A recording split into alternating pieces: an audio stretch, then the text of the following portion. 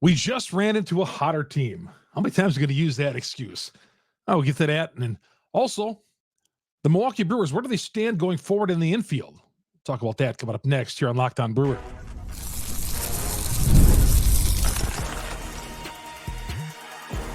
You are Locked On Brewers, your daily Milwaukee Brewers podcast. Part of the Locked On Podcast Network, your team every day.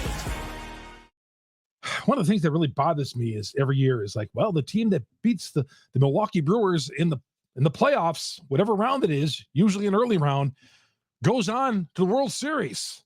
Oh, we should feel proud about that. Oh, we just ran into a hot team. Yeah, I mean, that excuse doesn't fly by me. And I heard Pat Murphy use it, and he's not using that as an excuse. But, you know, when just even that floating out there, it just kind of irks me a little bit. Hi, everybody. Chuck Freeman here on Locked On Brewers, part of the Locked On Podcast Network. We are your team every day. Great to have you along. Chuck Freeman, longtime sportscaster here in Wisconsin and proud host of Locked On Brewers, brought to you by FanDuel.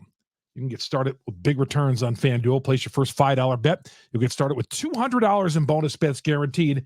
Visit FanDuel, FanDuel.com. FanDuel, a great sponsor here on Locked On Brewers. All right. That post-game press conference, that postseason press conference last week, Murphy came up there and said, well, yeah, look at the Mets. They're just rolling. A couple of the year before that, well, the Arizona Diamondbacks, look at them. They're knocking off the Dodgers. Washington in 2019, Atlanta Braves won the World Series. Was that just bad luck? Is that bad luck again for one of our professional sports teams here in Wisconsin? Seems like that's always the case, or is it? Or is it? Be better, do better. You know, I was watching the game the other night against the Mets and Dodgers. And Shannon was, oh, that's great. The Mets are winning. And I'm like, no, I don't care if they win the World Series or not. That doesn't make me feel any better about the Brewers getting bumped out in the first round. Rather handily in 3 days, to be honest with you. With the exception of a couple of home runs late in both games, Brewers could have lost that series in 2 games. And them going on to beat the Phillies, yeah, that could have been the Milwaukee Brewers. There's no reason why. And I look up the numbers on the Milwaukee Brewers and what I read. Well, they're among the baseball's best in defense, among baseball's best in stolen bases, bullpen, all these clutch hitting, everything. There's so many numbers that they were among the best. And we talked about that here on the show. Just did not translate into the postseason. Again, when Murphy says, well, it was stupid. I heard this the other day that somebody said, and a lot of us are saying it, well, the Brewers got it figured out in the regular season, but not in the postseason. Win some postseason games. Win some postseason series. That's what it boils down to. That's what it boils down to. I'm really curious to see what they're going to spend here on the offseason. After taking a dip in the payroll the last couple of years, I really do think they got to spend some money on third base. I really do. We're going to get to all that, obviously. But today I want to take a look at the infield. Want to take a look at the infield with these guys. And I'm going to go through the infield, and I'm going to go through what we could see happen in the infield and some of the guys coming off the bench. I'm going to start with Rhys Hoskins.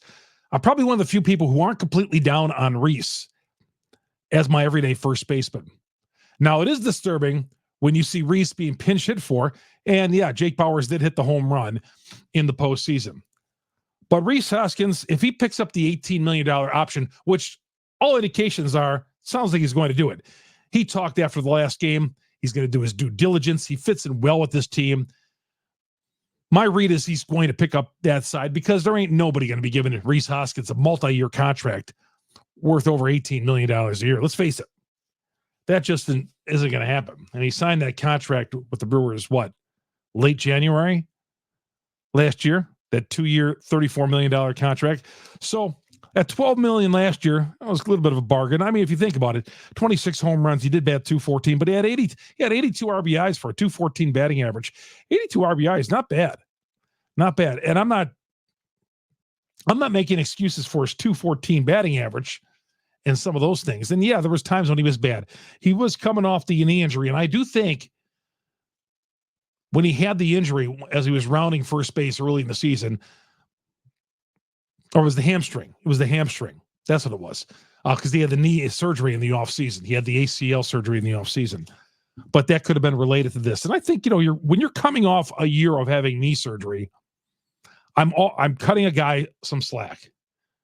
And the Phillies obviously felt that as well, although they moved Bryce Harper to first base full time.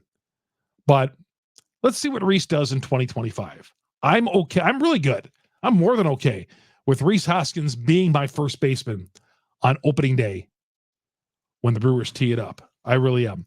Have another off season, getting that knee stronger, getting better. And I predicted, and I know I was wrong, I said 35 home runs. He did hit 26, but the 214 average, and some of that's got to be a little bit better next year. I feel like he'll bet on himself. He'll take that $18 million. And if he has a big year, he's gone. He'll hit the free agent market. He's going to be 32 in March. He'll be 32 in March. So he had 449 at-bats, official at-bats. But I think he'll take the $18 million. And if you were to tell me right now, hey, Rhys Hoskins is going to pick up the $18 million and be my first baseman, I'd say, okay, I'm good with that. We'll talk about Jake Bauers as his backup. But Jake Bauers, as you know, will get PT over at first base as well. Bryce Terang at second base. Man, Bryce Terang should have been an all-star. I thought Bryce Terang, the young guy he was, and compared to what he did in 2023, went down. I thought he really worked on himself, worked on his batting stance, shortened up that swing, choked up a little bit. I think Bryce Terang, now, I mean, he's never going to compete for a batting title, but he does so many things. The 50 stolen bases, to me, jumps off the stat sheet here for Bryce Terang. 254, 50 stolen bases, 7 home runs. The home runs, obviously, but the shorter swing. And what can you say about that Gold Glove type defense? And Bryce, it would be just an absolute crying shame if he doesn't win the Gold Glove. Bryce Terang, my second baseman going forward, that is a no-brainer. I think we're all on the same page of that. Could he possibly be playing shortstop? Murphy says he didn't want to talk about the infield because if possibly any trades are, because there's a possibility that Ortiz or him will be playing shortstop next year. But Terang, I like him at second base. I mean, any time a ball was hit up the middle or between the first and second base hole, I mean, Terang, he was like Jim Gantner. For those of you who didn't see Jim Gantner, to me, was the greatest defensive second baseman in Brewers history. He'd always range over there, make the play, make the stop, and make the throw to first base. Terang is better, even better, if I can compare the two eras. I love me Terang at second base. He is my second base for the foreseeable future. And yeah, there was times like in 2023 they take him out of the lineup against lefty. I think he played against lefties a little bit more this year, where they'd move him down the 9 hole. But I like Bryce Terang. Everyday lineup, keep him in there, let him play, let him get better offensively, work on your game in the offseason. And what can you say about him, what he did in the postseason? He was one of the best players in the postseason. He batted, 3 games only, but he did bat .455 in the postseason. Him and Frelick were the 2 offensive standouts in the postseason. But I like Bryce Terang at second base for now. Ortiz, let's say for now, Ortiz is playing shortstop. Let's just say for now, for argument's sake, they move him from third base to shortstop. Let's say Ortiz is the shortstop. He's not young and he's not old. He'll be 27 in 2025. The prime of your baseball career, I've always looked at it, and I've been told by people around the game that it's between the age of 28 and 32. That's when you really that's when you're really in your prime power, your prime hitting. And not that you can't be productive before and afterwards, but 28 to 32 is prime. And he's just coming into that for him. His first full season, batted .239. I feel like he was much more productive earlier in the season than later, but still .239, 11 home runs. But awesome defense at third base. Can he translate that over the shortstop? I think he can. The numbers have got to pick up, obviously. Do I want my third baseman hitting 239 and having 11 home runs? No, but at shortstop, let's move him over to shortstop. Got some big shoes to fill with Willy Adames. I'm talking like Willie's gone, and he's as good as gone, in my opinion, unfortunately, as we all know. But, with Adames, those are big shoes. The 32 home runs, even the 21 stolen bases. You kind of forget that Willie stole a base here and there. He did bat 251. So clutch, Mr. 3-run home run. Obviously, they're going to, with Ortiz moving over to shortstop for the moment, for argument's sake, that's a big drop-off between Ortiz and Willy Adames. I mean, we're kidding ourselves. We don't think that if we think that Ortiz is going to put up those type of numbers next year. Okay. But that's just the way it is. The Brewers aren't going to pay Adames, and Ortiz is likely our shortstop. Or do they go out and get themselves another shortstop and keep Ortiz at third base? Not a big fan of that decision if that is made. Third base, big gaping hole. Sal Frelick, they were going to try him over at third base, and they never really did. Because Ortiz, Oliver Dunn, as we remember, was the starting third baseman. And then he started off strong, was hitting really well. It was like, man, Oliver Dunn, all right. And then by mid-May, he was down to AAA, and that was the last of Oliver Dunn. So the third base spot, I would say, my podcast here in the last week or so, I've been talking about Alex Bregman. I know some of you don't think that's feasibly possible, but nobody thought that Rhys Hoskins was going to come here either. So I'm not completely going to rule out Alex Bregman if he does become a free agent. And we'll know that as soon as the World Series is over. And I talked about Alec Boehm, the Phillies third baseman, if they trade Devin Williams to the Phillies, who the Phillies apparently are showing great interest. So third base is the gaping hole, just like last year. Last year, the entire offseason, what did we talk about? What are the Brewers going to do at third base? They never really addressed it. Because they got Ortiz really to play shortstop. And I think they brought Ortiz in just in case Terang failed at second base as well. They would have an option there. But Ortiz, obviously, they moved him over at third base. And remember, he had that walk-off hit against the Yankees early in the season. And Ortiz, there's room to grow with him over at shortstop, but I don't want him at third base. I'd like a little bit more power, a little bit more production out of my third base, a little more of a veteran over at third base. And we'll see what they do. I have a feeling, of course, I had a feeling last year, too, that the Brewers were going to do something at third base. They can't stand pat again like they did last year. I mean, they moved Ortiz and they got away with it over at third base, but I want a big bopper over at third base. It's going to cost you some money, might cost you a player in trade, but I think the Brewers, without fail, need a third baseman. Without fail. All right, we come back. Talk about that catcher spot and what the Brewers should do and how their bench looks going forward. All that and more coming up next here on Locked On Brewers. FanDuel is America's #1 sports book for a reason. Well, they're accessible, they're easy to use, terrific payouts as well. And hey, NFL fans, you can start your season with a big return on FanDuel. You can start it with $200 in bonus bets guaranteed when you place your first $5 bet. NFL fans, MLB fans, any type of fans. All the sports are coming in all at once on FanDuel.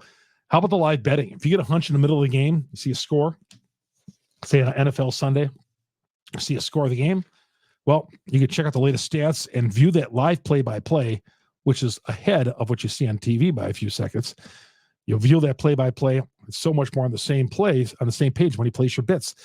FanDuel makes it easy for you, so you can kind of monitor the game. Again, you'll get started with $200 in bonus bets guaranteed when you place your first $5 bets at FanDuel. FanDuel is America's #1 sports book to talk about the payouts, all the big returns and all that. And hey, you can't go wrong. Whether or not you win or lose that first $5 bet, you're going to get the $200 bets, $200 worth of bonus bets in your account. It looks nice there, the $200. Oh man, what did I do to the bet? Well, you You earn that by placing that first $5 bet. So go to $5. So go to FanDuel.com. FanDuel.com, America's #1 sportsbook. Chuck Freeman here on Locked On Brewers. Part of Locked On Podcast Network. We are your team every day. You get our podcast, by the way, on Google, Spotify, Apple, wherever you download your podcast. We are there. All the audio platforms. We're the #1 podcast on the Brewers podcast. I wish we were the #1 Brewer, the #1 overall podcast, but we're the #1 Brewers podcast because you great Brewers fans. Just looking at the number of hits that we're getting here in the off season, especially during football, when, let's face it, a lot of people in Wisconsin, they turn their minds to the Green Bay Packers and all that, with the Brewers once again having an early elimination. But we got a lot of news to talk about with the Milwaukee Brewers in the offseason and how they're going to get better. And we're going to talk about it all here on Locked On Brewers throughout the fall and winter months. There's a lot of big decisions to be made here. The general manager meetings are coming up here in November. We got a lot to cover here. Also, please go to our growing YouTube page. If you're on the audio platforms for listening to this podcast every day, go to YouTube, search Locked On Brewers, hit the subscribe button, hit the bell. That'll alert you every time we drop an episode here on Locked On Brewers. All right, the catcher spot. I think we all love William Contreras. To me, he was the MVP of the team to everybody. Just consistent all the way around. Like I said, about a week or so ago, the 155 games that he appeared in, both as a DH and a catcher, that to me is so impressive. And to be consistent throughout the season. Hurt the knee late in the year in the postseason, a little bit of a knee brace that he had on his knee. Apparently it was a slight sprain of the knee. That'll heal. But the 23 home runs and just the 595 at bats, kind of going old school from the catcher's spot and playing every day. Will Contreras, love him, love him, love him. Would love to give him a contract extension, but Will Contreras, obviously, he said early in the season, I think it was in May, says he's far from thinking about that contract extension. Love to give him something to think about as far as cash is concerned, but I get it because Contreras, another guy, one of those guys who maybe one day, and I don't even want to think about it, one of those guys who could, with his production, could outprice the Milwaukee Brewers. God, it just bothers me when I have to even talk about that. Gary Sanchez, mutual option for next year. The Brewers aren't interested now, I think, in bringing Gary Sanchez back. $3 million this past year. Well, maybe they could. He batted .220, 11 home runs. Those are, that's what we kind of expected from Gary Sanchez, right? The Brewers did at one point carry 3 catchers. They did acquire Eric Haas early in the offseason last year. When he got him from Detroit, I was like, man, all right, I love him. I loved him at the plate. He was not very good as far as throwing runners out. He threw just one, I think it was 1 of 19 that he threw out stealing bases. That's scary. That's scary. Now, like him offensively, he had the one game where he hit the 2 home runs, but I just thought he put together a good professional at bats. I love him. That professional at bat thing, it's often said with players, but yeah, I just, the one thing that bothers me about him, scares me about him, is the fact that he can't throw anybody out at second base. We don't want guys running all day on him. And I didn't really notice that until I saw it, I believe, in Kurt Hogue or Todd Rosiak's piece in the Journal Sentinel the other day when they were doing their evaluations, and this was like 1 of 19 stolen bases. Wow, that is not good. But good offensively. Can he get better at guys not running all day on him? Hopefully so, because the word is out on that. Gary, we'll see if Gary is coming back on that mutual option. Remember last year in the offseason, originally it was $7 million that they were going to sign him for, but then he found a couple of injuries there, or I think 1 injury, so he settled for like $3 million. But catcher spot looks pretty solid. Contreras, our guy, and whoever's backing him up. Off the bench for the Milwaukee Brewers, 2 guys in particular we're talking about. Andrew Monasterio, who I thought played too much in 2023, but he played a lot because of necessity. He played out of necessity because they needed him. He had twice as many at-bats, more than twice as many at-bats in 2023 than he did in 2024. I even thought in 2024 they played him a little bit too much. And, of course, you heard Pat Murphy just rave about Monasterio. And he did have a couple of clutch hits, but Monasterio is a utility guy. at best. Batted .208 with 1 home run in 125 at-bats off the bench, where he batted .259 in 2023. So more at-bats in 2023. He is in a pre-arb year. Nice guy to have on a team. Doesn't complain. Well, none of the Brewers are really complainers on this team. But doesn't complain, at least publicly. A good guy to have in around the team, in the locker room, and so on. I'm good with Andrew Monasterio. And, of course, they're going to have him back, obviously. But a guy, long as you don't play him every day. I don't want Monasterio in my everyday lineup. I said that in 2023, and he did get less at-bats. Jake Bauers batted 199. That was a loud 199 for Jake Bauers, wasn't it? I mean, if someone just told you, if you watched the whole season, what do you think Jake Bauers batted? I'd say 240, 250. I batted 199. Did hit the clutch home run, obviously, in the postseason. 118 strikeouts in 302 at-bats. If I could read my writing right. 118 strikeouts and 302 at-bats. About 1 strikeout every 3 at-bats. Oof. Did quietly have 13 stolen bases. Can run the bases. The 12 home runs. Nice backup option. And, of course, affordability, as we always have to look at for the Milwaukee Brewers. And a left-handed bat coming off the bench. The pinch hit home run in the postseason.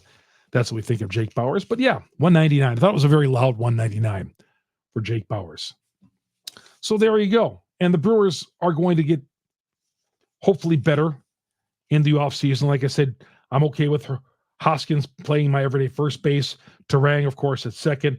What they do on the left side of the infield with Ortiz and where he's playing next year. And third base is anybody's guess. But third base, gotta get myself a big-time hitter at third base. You want to get out of that first round of the playoffs. Let's face it, at the end of the day, what has hurt them in the postseason, not enough offense. Not, we're just not tilting on 1 or 2 runs and just, where 1 home run, a grand slam by Alonso just flips the table on a game. Got to start, and I've said this for a while, got to start scoring some runs in the postseason.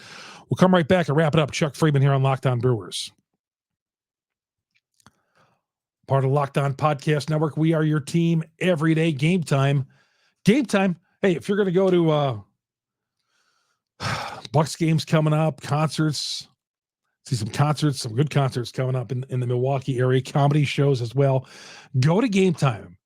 Game Time, they have the flash deals, exclusive in-app deals on select seats ahead of the game or event, zone deals where you can save even more. You just choose a section. They choose the price for you, and it all works out. Seat views, I love that. That's one of my favorite parts. Game Time, the seat views, the panoramic view from your seat in the app before you buy. And, of course, they have that lowest price guarantee on Game Time where they'll credit you 110% of the difference on Game Time. The ticket coverage, your purchase is covered with the most flexible customer service policy in the ticket industry. So what you need to do, first of all, download the Game Time app, create an account, use the promo code LOCKEDONMLB, $20 off your first purchase. Again, terms apply. Create the account, use the promo code LOCKEDONMLB, $20 off your first purchase. Download the Game Time app, last minute tickets, lowest price guaranteed with Game Time. Also, Prize Picks. Prize Picks is the best place to get real money sports action in. With over 10 million members, billions of dollars in awarded winnings, Prize Picks has made daily fantasy sports accessible to all. You just pick more or less on at least 2 players. You're shot up to 100 times your cash. Run your game all season long on Prize Picks. Again, 100 times your money you can win with as little as 4 picks. Prize Picks is the best way to go to get in sports with over 30 states in play, California, Florida, Georgia, Texas, among them. Sign up today. Get $50 instantly when you play $5. You don't even need to win. Just receive your $50 bonus. That's what's guaranteed for you. Prize Picks also offers weekly promotions that can lead to big payouts like Taco Tuesday. Each Tuesday, Prize Picks discounts select player projections up to 25 to provide even more value to your league. Maybe how about the NBA? The NBA is coming up and playing Prize Picks. It's very popular with the NFL and the NBA. But download the Prize Picks app today. Use that promo code LOCKEDONMLB. You'll get $50 instantly after you play your first $5 lineup. Highly encouraged you are to go to Prize Picks and run your game. Go to Prize Picks. Download the app. Get $50 instantly when you play your first $5 lineup at Prize Picks. Prize Picks. Get in the game. Chuck Freeman here on Locked On Brewers. Down the stretch we come here on Locked On Brewers. Good to have you along, everybody. I think the Brewers are going to have a good offseason. The Brewers are going to be smart with their money, obviously. Some of you guys out there, and I get it, want Attanasio to spend. And you know the way he is in spending. Although we didn't see the Rhys Hoskins deal last year, I still think a deal like Alex Bregman could be on the table. Trading Devin Williams, among other things, on the table. Busy off season coming up for the Milwaukee Brewers. All right, that's going to do it for the show. Again, our podcast, you download us on Google, Spotify, Apple, wherever you get your podcast. That's where we are. Locked On Brewers. Hit the search button, hit the subscribe button, and hit the alert button on all that so you know with your devices, you'll be able to download Locked On Brewers. And, of course, on your smart devices at home, I'm not going to say the name because there's one right in back of me here that I tune into. You can say Locked On Brewers to them, and our latest episode will always pop up there. And, of course, go to our growing YouTube page, go to Locked On Brewers, hit the subscribe button, hit the bell. That'll alert you every time we drop an episode on Locked On Brewers. Thanks for making us your first listen to every day on Locked On Brewers. Your second listen, go to Locked On MLB. Stay tuned and listen to all the baseball coverage in the postseason and all offseason Hot Stove League on Locked On MLB. My name is Chuck Freeman. Locked On Brewers, part of Locked On Podcast Network. We are your team every day. Have a great day, everybody.